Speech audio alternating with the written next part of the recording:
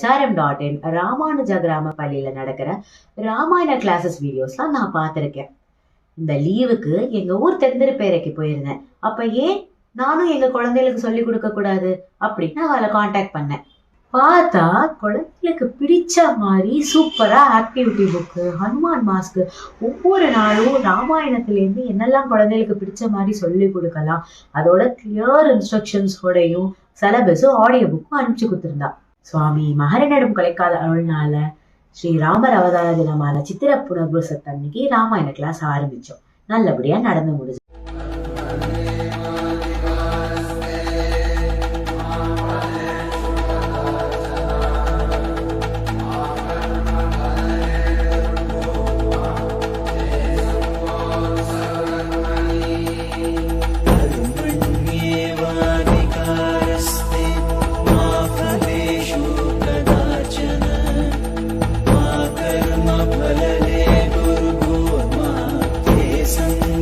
Sava